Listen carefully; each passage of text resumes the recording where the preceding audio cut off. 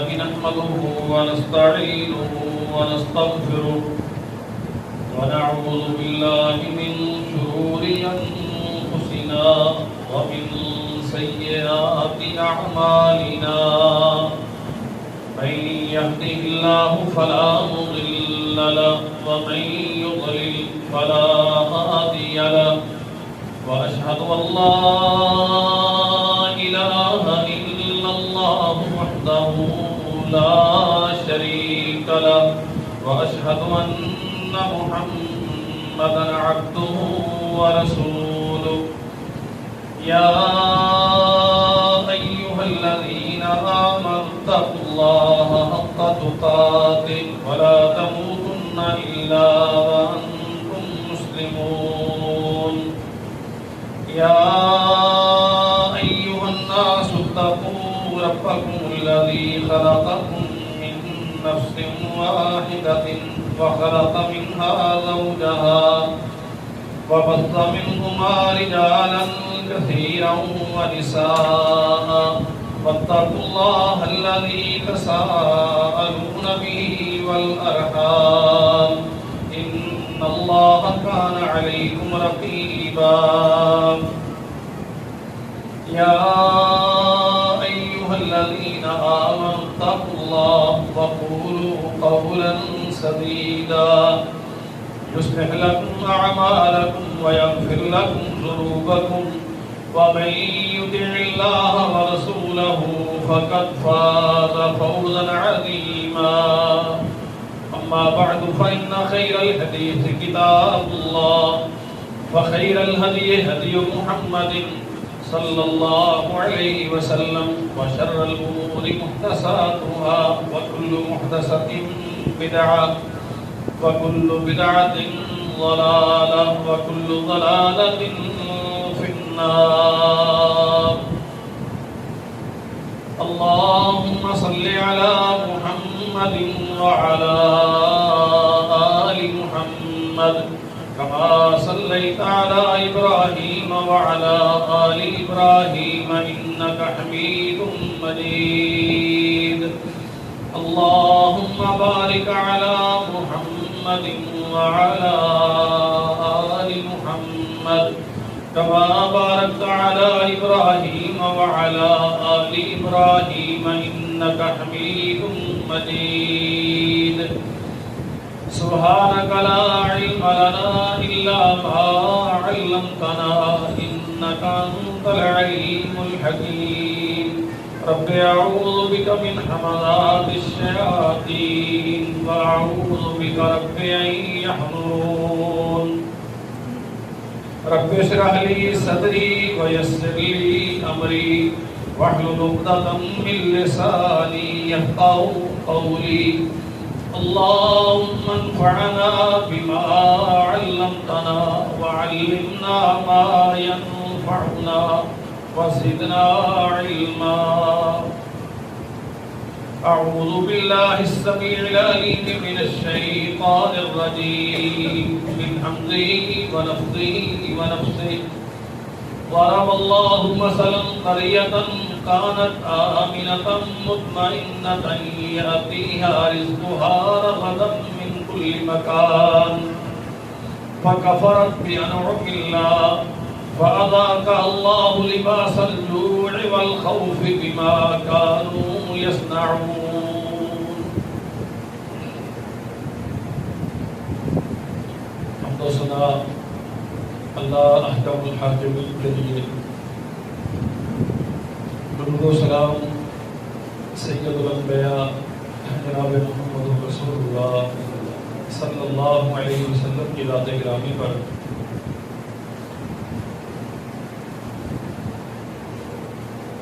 اللہ احکم الحاکمین آسمان و زمین کا اکیلا ہی خالق و مالک ہے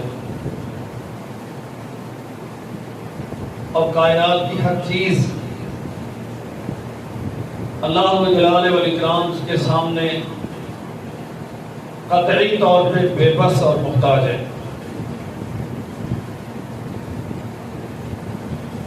کوئی انسان ہو یا حیوان، فطرت کے مظاہر ہوں یا بظاہر بہت بڑی سمجھے جانے والی کوئی بھی چیز اللہ کا جلال والاکرام کے مقابلے میں کسی چیز کی کوئی حیثیت اور اوقات نہیں ہے۔ انسان اپنے عقل و فہم، علم و دانش، بصیرت اور تدبر کی انتہا کو پہنچ جائے تو بھی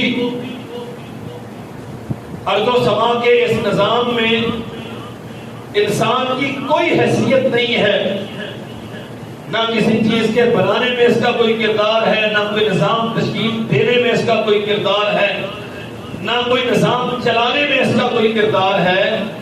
یہ مجموعی طور پہ کائنات کا ایک حصہ ہے۔ انسان ایک ذمہ داری اور کردار ہمیں سونپا گیا ہے، ہمیں اس دنیا میں رہ کر صرف وہ کردار ادا کرنا ہے۔ جب تک انسان اللہ جلال والاکرام کا تفویض کرتا وہ منصب اسے نبھانے کی کوشش کرتا ہے، اپنی طاقت کے مطابق وہ کردار ادا کرتا ہے جو اللہ کی طرف سے انسان کو سونپا گیا، اللہ جلال والاکرام کی رحمت اس کے شامل حال رہتی ہے، اس کے لیے آسانیاں میسر آتی ہیں، اس کے لیے معاملات اس کے کنٹرول میں رہتے ہیں، دنیا بھی اس کی بالعموم آسودہ اور پرامن ہوتی ہے، اور آخرت میں تو اللہ جلال والاکرام نے جنت کی ضمانت دی۔ محمد رسول اللہ صلی اللہ علیہ وسلم نے اللہ کی نعمتوں کی گارنٹی دی۔ شرط یہ ہے کہ انسان اس کردار میں رہے اللہ جلال والاکرام نے جو اس کے لیے تفویض کیا، وہ کردار بھی ادا کرے اور کردار کی ادائیگی کا طریقہ بھی بالکل وہی ہو جو محمد رسول اللہ صلی اللہ علیہ وسلم امت کو دے کے گئے۔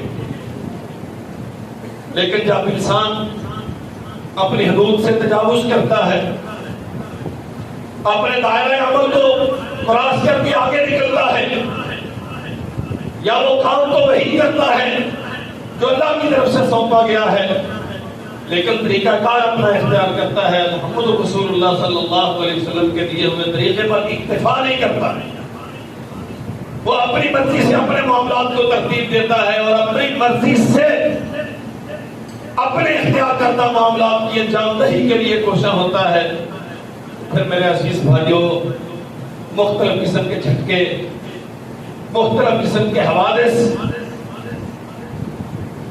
بالعموم دن ہم نظر انداز کرتے ہیں۔ ہم سمجھتے ہیں کہ نہیں اس حادثے کا احسان ہے کہ میرے ساتھ کوئی تعلق نہیں ہے۔ اگر دریاؤں میں پانی ہے تو پانی بہت دور ہے، انسان کی فطرت ہے یہ۔ ہم یہ کبھی نہیں سوچتے کہ جناب میں پانی آ گیا ہم اس کے بالکل قریب ہیں، بلکہ ہم ہمیشہ یہ سوچتے ہیں نہیں ہم سے پہلے کینٹ پڑتا ہے، اس کے پہلے آرمی کی تنصیبات ہیں تو وہ بچا لیں گے۔ لیکن انسان یہ ترکیبیں استعمال کرتا ہوا بھول جاتا ہے، جیسے آپ انسان ہیں ویسے ہی وہ جن کی تنصیبات کے دفاع کے بھروسے پہ آپ بیٹھے ہوئے ہیں وہ بھی تو آپ ہی جیسے انسان ہیں۔ جیسے اللہ جلال والاکرام کے مقابلے میں آپ بے بس ہیں ویسے وہ بھی بے بس ہیں۔ یہ نظام جو دنیا کے چل رہے ہیں، اللہ جلال والاکرام نے جن پر ہمیں مختار بنایا ہے، کچھ تھوڑا سا ہمیں اختیار دیا ہے، اور سچی بات یہ ہے کہ یہ اختیار و طاقت کا مل جانا بھی ہمارے لیے آزمائش ہے۔ ضرب اللہ مثلا قریۃ کانت آمنۃ مطمئنۃ، فرمایا ایک سلطنت کی بستی کی آبادی کی مثال بیان کرو۔ کانت آمنۃ مطمئنۃ، بڑی مطمئن زندگی تھی یہاں کے باسیوں کی، نہ اندرونی خدشات تھا، نہ سیاسی اکھاڑ پچھاڑ تھا، نہ لوگ تفرقوں میں بٹے ہوئے تھے، نہ کلمہ گو کو کافر قرار دینے کے فتنے تھے، نہ آپس میں دست و گریبان تھے، برادریوں کی لڑائیاں، لسانی عصبیتیں، صوبائی تعصبات، مفادات کی جنگیں، کوئی مسئلہ نہیں تھا۔ کانت آمنۃ مطمئنۃ، بڑی پرسکون زندگی تھی اس بستی کی۔ یاتیھا رزقھا رغدا من کل مکان. امن و امان بڑا مثالی تھا، اور اللہ ذو الجلال والاکرام نے اسباب رزق اتنے فراہم کیے تھے. من کل مکان، فیکٹری چل رہی تھی، انڈسٹری شاندار پروڈکشن دے رہی تھی، کھیتوں کھلیان سونا اگل رہے تھے، دریا ان کے لیے باعث رحمت تھے، اور ان کے باغات لہلہا رہے تھے. اللہ ذو الجلال والاکرام نے ہر طرف سے ان کے لیے رزق کے دروازے کھولے. فکفرت بانعم اللہ، ذمہ داری تھی ان کی اللہ ذو الجلال والاکرام کی ہر نعمت پر اس کے لیے سجدہ شکر ادا کرتے، اپنے آپ کو اس کی اطاعت میں سرنڈر کرتے. جتنے انعامات زیادہ تھے اسی قدر اللہ ذو الجلال والاکرام کا شکر زیادہ ہونا چاہیے تھا. جس قدر نعمتیں زیادہ تھی اسی قدر اللہ ذو الجلال والاکرام کے دین کی آبیاری کی محنت زیادہ ہونا چاہیے تھی. فکفرت بانعم اللہ، لیکن بدبختی نے انہیں گھیر دیا اور یہ سمجھنے لگ گیا کہ یہ سارا کچھ ہمارے فہم و تدبر کا نتیجہ ہے. میرا اگر کاروبار اتنا زیادہ چل رہا ہے تو یہ میری دن رات کی محنت کا نتیجہ ہے. فلاں اگر پٹ گیا تو اس کی پلاننگ درست نہیں تھی. میں اگر کامیاب ہوں تو یہ میری عقل و بصیرت کا صلہ ہے. اللہ ذو الجلال والاکرام کو بھلا دیا، رب کی طرف نہیں ہے. فراموش کر بیٹھے اس چیز کو کہ میں خود بھی اس کے قدرت میں ہوں، اس کے قبضے میں ہوں، میرا کاروبار بھی اس کے قبضے میں ہے، میرا ملک میری زمین بھی اس کے قبضے میں ہے. اس کی رحمت کے بغیر میں کیا کر سکتا ہوں؟ فکفرت بانعم اللہ. چاہیے یہ تھا اگر اللہ ذو الجلال والاکرام نے گھر عطا کیا ہے تو اس پہ شریعت قائم کرتے. اگر اللہ ذو الجلال والاکرام نے مال عطا کیا ہے تو اسے اللہ ذو الجلال والاکرام کے دین کے مطابق استعمال کرتے. جسم و جان کی سلامتی اگر اللہ نے عطا کی ہے تو اس صحت کا شکر یہ تھا کہ اللہ ذو الجلال والاکرام کی دین کی خدمت کرتے، اس کی بندگی کرتے.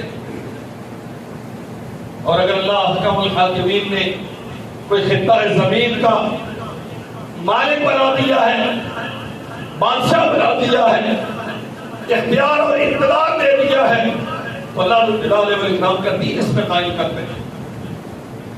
لیکن بدقسمتی سے ایسا فکفرت بانعم اللہ، وہ سمجھتے تھے یہ سب کچھ ہماری محنت کا نتیجہ ہے، یہ ہمارے عقل و تدبر کا نتیجہ ہے. فلاں ایکسپرٹ سے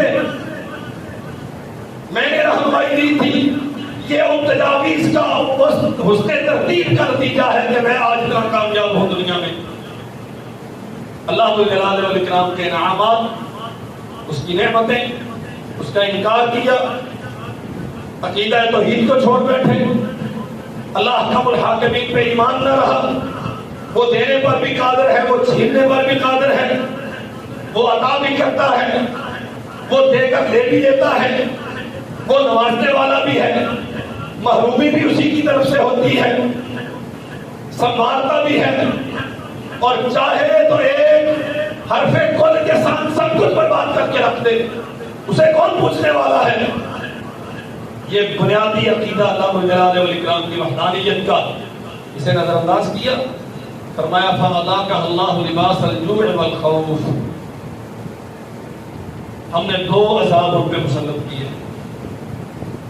لباس الجوع، بھوک کا لباس پہنا دیا، افلاس ان پہ مسلط ہو گیا. آدھی سے زیادہ آبادی خطے غربت کے نیچے، جو کروڑوں کماتے ہیں وہ بھی بیچارے اس قدر زیادہ افلاس کا شکار ہیں، نماز پڑھنے کی فرصت انہیں بھی نہیں ہے. مسجدوں کا دروازہ دیکھے ہوئے انہیں بھی سال ہر سال گزر گئے.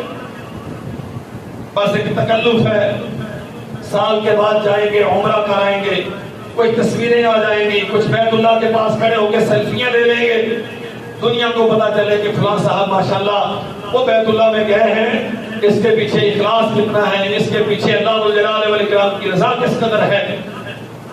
میں واللہ پوری بصیرت کے ساتھ کہتا ہوں جو یہاں رہتے ہوئے مسجد میں آ کے نماز پڑھنے کو تیار نہیں ہے، اس کے عمرے اسے کیا فائدہ دیں گے؟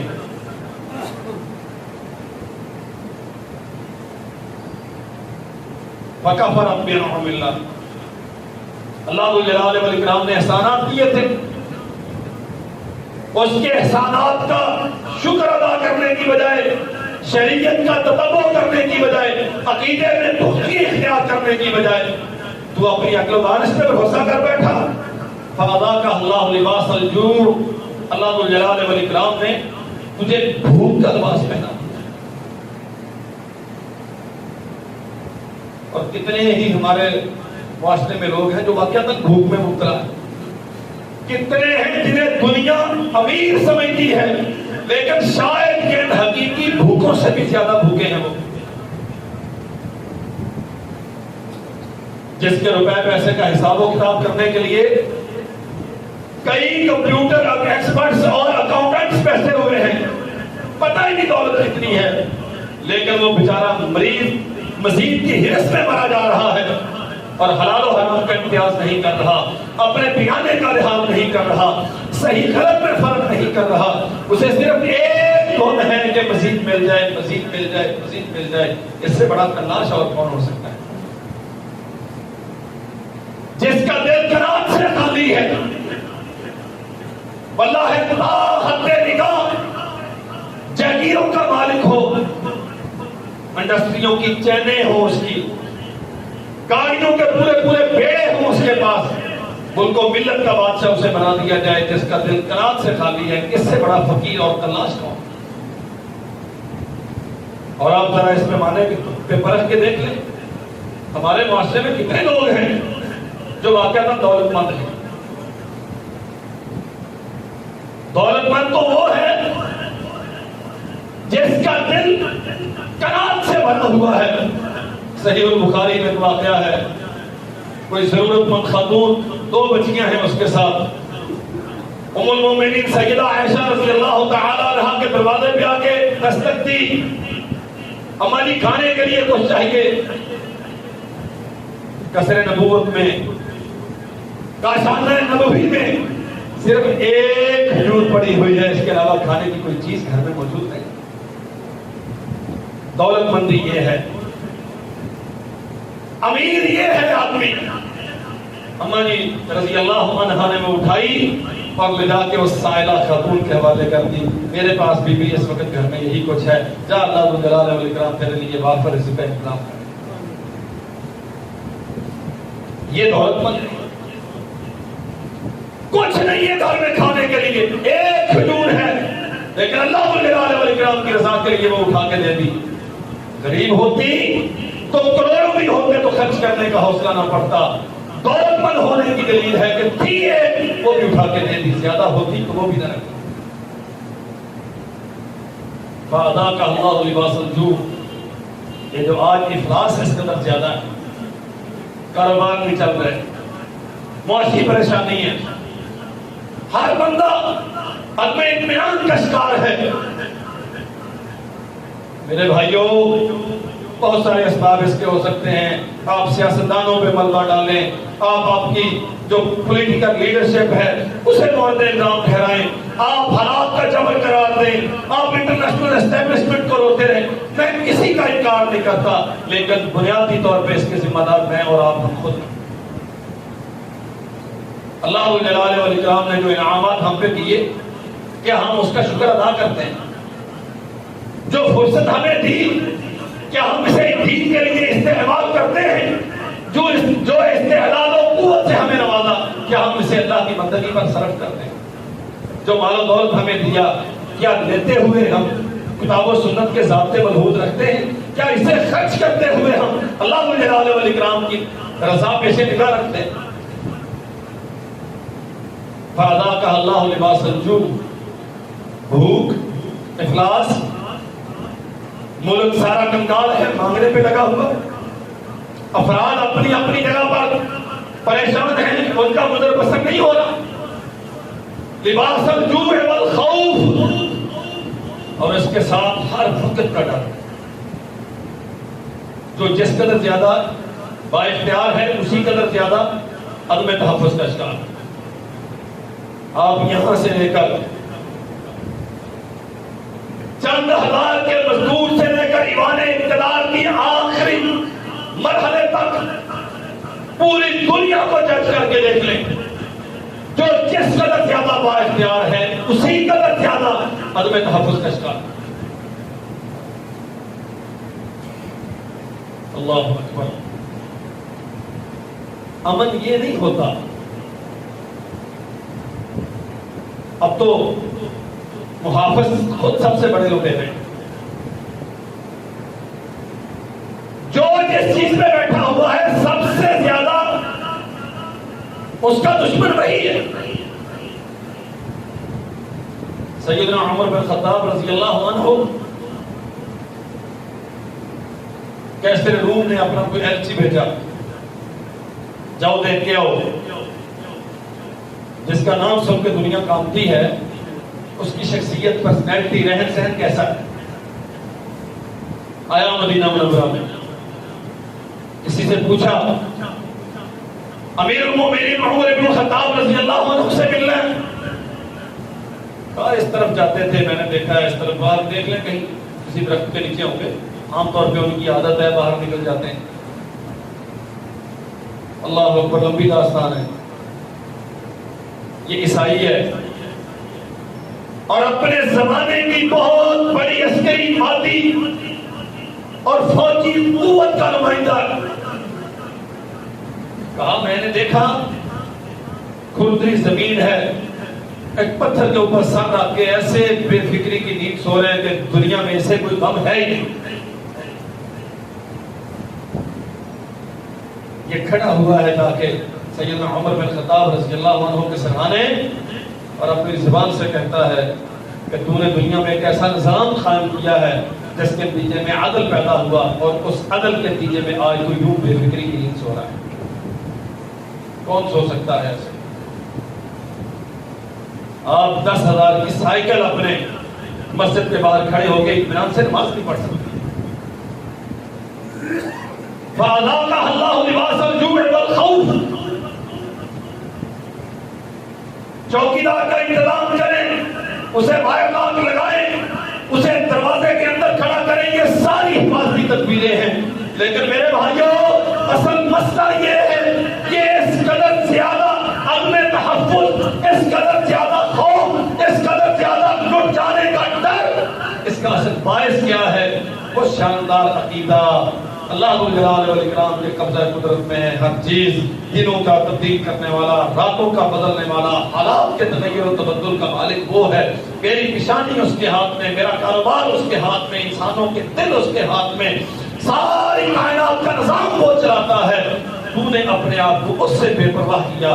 فَأَذَاقَهَا اللَّهُ لِبَاسَ الْجُوعِ وَالْخَوْفِ. اللہ ذو الجلال والاکرام نے افلاس بھی مسلط کر دیا, خوف بھی مسلط کر دیا. بما كانوا يصنعون. صاف طور پہ اللہ نے کہا قرآن مجید, یہ جو کچھ بھوک و افلاس تم پہ مسلط ہے, جو خوف اور جنگ تم پہ مسلط ہے, جو ڈوبنے کا ہر لمحہ اندیشہ لگا رہتا ہے, یہ تمہارے اپنے کرتوت ہے. اور قرآن کہتا ہے اولا يرون انهم يفتنون في كل عام مرة او مرتين. ہم ہر سال ایک مرتبہ یا 2 مرتبہ تمہیں آزمائش میں مبتلا کرتے ہیں. ثم لا يتوبون.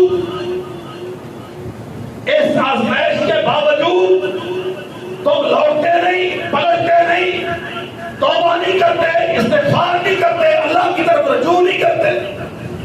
ولا هم يذكرون.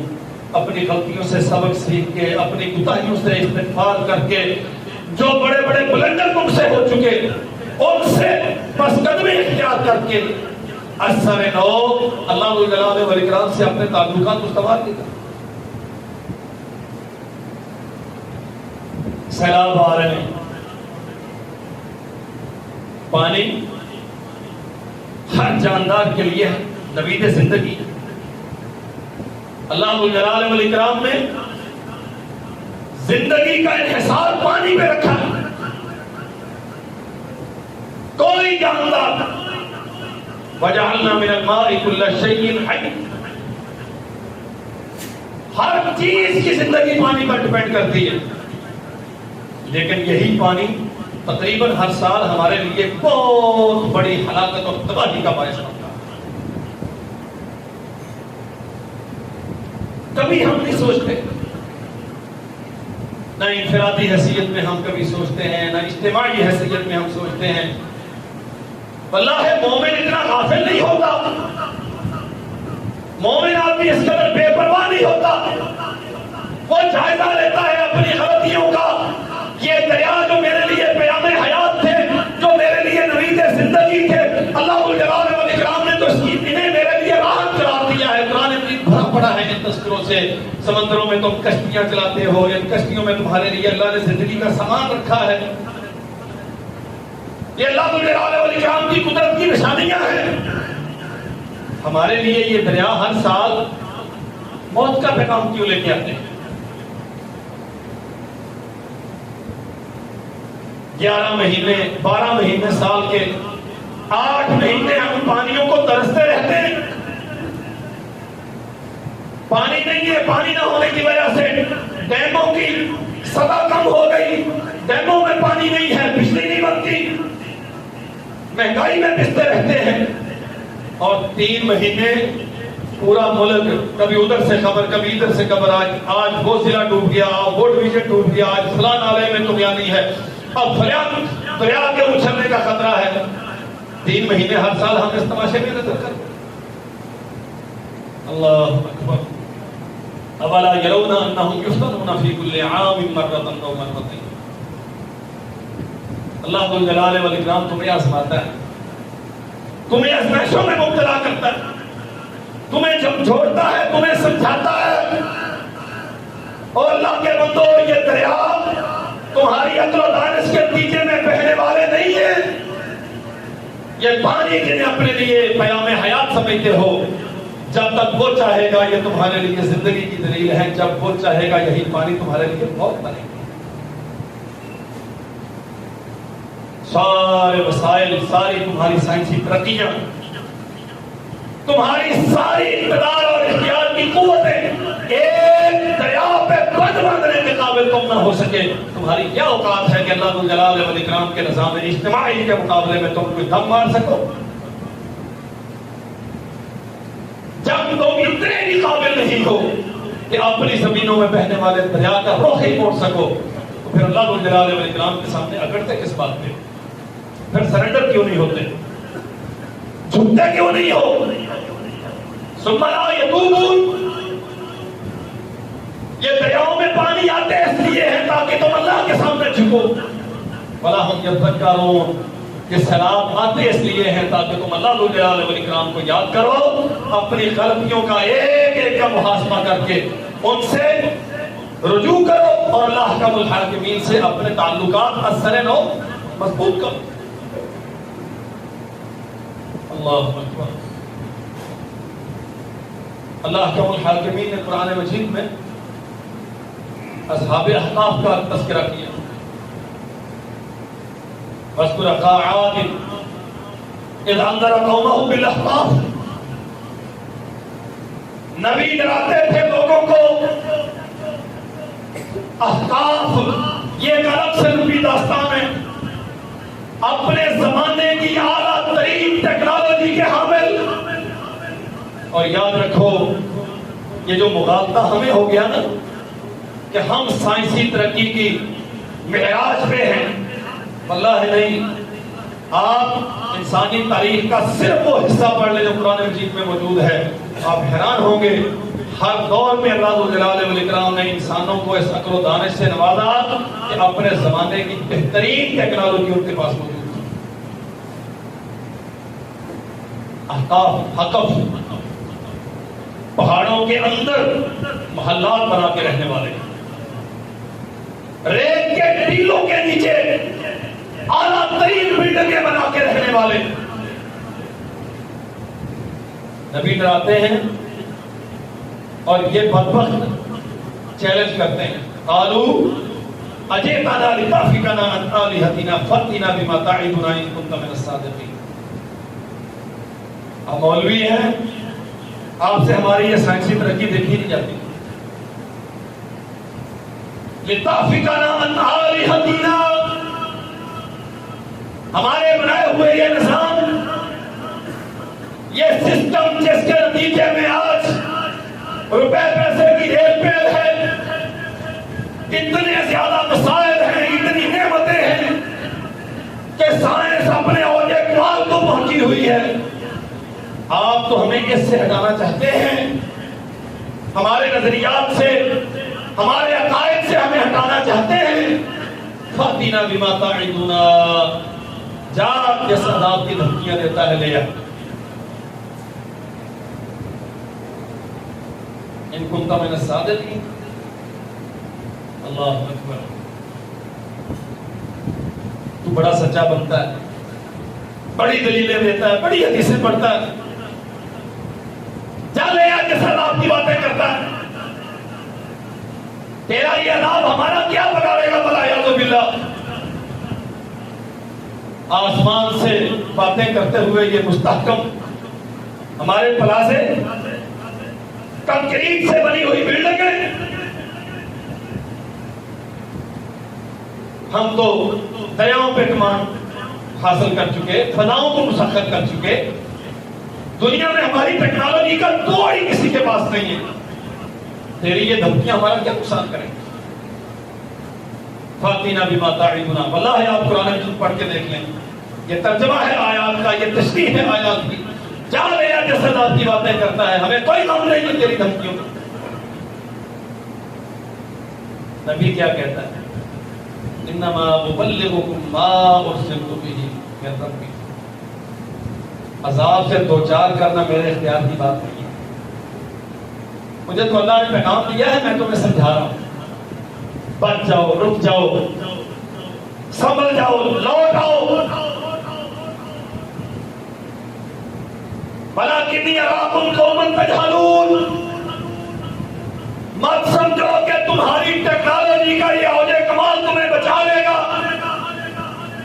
تمہارا اقتدار و اختیار، تمہارے وسائل کی کثرت، پانیوں میں تمہاری کمانڈ ہے، فضاؤں میں تمہاری کمانڈ ہے. زمین کے اس کونے سے اس کونے تک تم اڑتے پھرتے ہو. اللہ جلال والاکرام کی قدرت کے مقابلے میں ان ساری طاقتوں کی کوئی حیثیت نہیں. یہ میری جہالت ہے، یہ حماقت ہے، یہ عقیدہ اور ایمان کے خلاف ہے سب کچھ. وَلَٰكِنِّي أَرَاكُمْ قَوْمًا تَجْهَلُونَ. اس جہالت سے باز آؤ، بچ جاؤ. وقت گزرتا گیا، آسمان پہ بادل آیا. فَلَمَّا رَأَوْهُ عَارِضًا مُسْتَقْبِلَ أَوْدِيَتِهِمْ قَالُوا هَٰذَا عَارِضٌ. وہ کدھر ہے مولوی صاحب، کدھر ہے؟ وہ کہتے تھے کہ اللہ آسمان سے بارشیں روک لے گا، زمینیں فصلیں پیدا کرنا چھوڑ دے گی، قحط آ جائے گا، بجلی کا شارٹ فال ہوگا، انڈسٹری بند ہو جائے گی، غربت آ جائے گی، دشمن حملہ کر دے گا، ہماری سرحدوں کو پامال کر دے گا، ہمیں غلام بنا دے گا. کہاں مولوی صاحب؟ هذا عارض ممطرنا.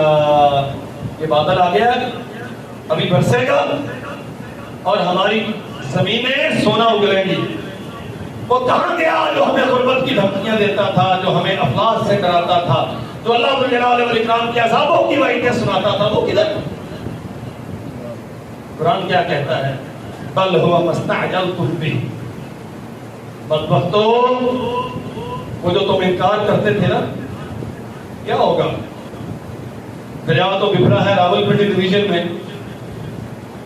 ڈوبا تو چکوال اور تلا گنج ہے، پانی تو باہر نکلا ہے جہلم میں. میں تو ملتان ہوں. اور ملتانیوں، جو رب جہلم کے دریا کو اچھال سکتا ہے، کیا اس کے لیے ملتان کا دریا کوئی مشکل کام ہے؟ اللہ کی قسم یہ تنبیہ ہے. جو پھنس گئے ان کے لیے بھی ایک آزمائش ہے، توبہ کرو اور واپس آ جاؤ. اور جو بچ گئے ان کے لیے بھی تنبیہ ہے. نہ تیرا اختیار دریاؤں پہ ہے، نہ تیرا اختیار ہواؤں پہ ہے، نہ موسموں کے تبدیلیوں پہ ہے، نہ دن اور رات کے تغیر و تبدل پہ ہے. تیری اوقات کیا ہے؟ ارے یہ موسم، یہ دریا، یہ فضا، یہ ہوا، یہ جہان، یہ تو بہت دور رہا. قسم ہے پیدا کرنے والے رب کی، یہ تیری آنکھ کی پلکیں اگر چھپکنا چھوڑ دیں تو تیرے پاس تو اتنی بھی طاقت نہیں ہے کہ ان رکی ہوئی پلکوں کو تم چھپکا سکے.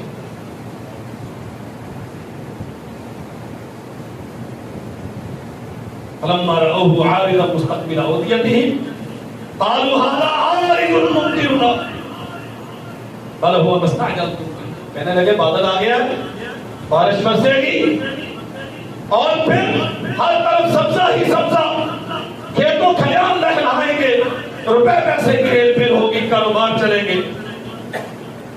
ریح فیہا عذاب علیم. جواب کیا آتا ہے؟ یہ بادل نوید زندگی نہیں. باقی ایسا ہوتا ہے، بادل آتے ہیں، بارش برستی ہے، پانی کی ضرورتیں پوری ہوتی ہیں، زمینیں سیراب ہوتی ہیں، سبزے اگتے ہیں، کھیتوں کھلیان لہراتے ہیں، روپے پیسے کی، فصلوں کی، اناج کی ریل پیل ہوتی.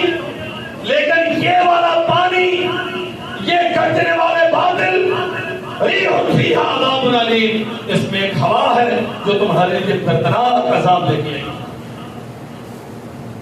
سیدہ عائشہ رضی اللہ عنہا دیکھتی ہے نبی رحمت صلی اللہ علیہ وسلم آسمان پہ بادل ہیں اور بے چین ہو کے کبھی اندر جا رہے ہیں، کبھی باہر آ رہے ہیں، کبھی اندر جا رہے ہیں، کبھی باہر آ رہے ہیں. اماں جی نے پوچھا اللہ کے نبی، میں اکثر دیکھتی ہوں جیسے ہی آسمان پہ بادل آتا آپ بے چین ہو جاتے ہیں، کس بات پہ اتنی بے چینی ہے؟ فرمایا عائشہ کیا آپ نہیں جانتی بہت ساری قوموں پہ اللہ جلال والاکرام نے ان بادلوں سے عذاب نازل کیے. تدمر کل شیء بامر ربها.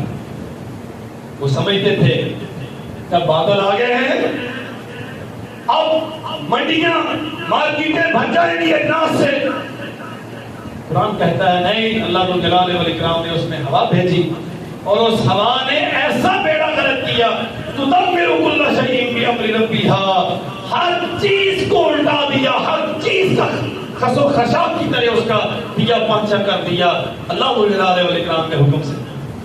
فاصبحوا لا يرى الا مساكنهم. بس کچھ چند گھنٹوں کے بعد لوگ کہتے تھے کہ لگتا ہے جہاں کوئی آبادی تھی اس کے علاوہ وہاں کچھ باقی. تاریخ میں صرف آثار موجود ہیں، تاریخ میں صرف آثار اور کھنڈرات موجود ہیں، اس کے علاوہ اور کچھ نہ بچا. نہ کوئی جاندار رہا، نہ کوئی مارکیٹ رہی، نہ کوئی آرمی رہی، نہ کوئی حکومت رہی، نہ گھر رہا، نہ آپ کا کاروبار رہا.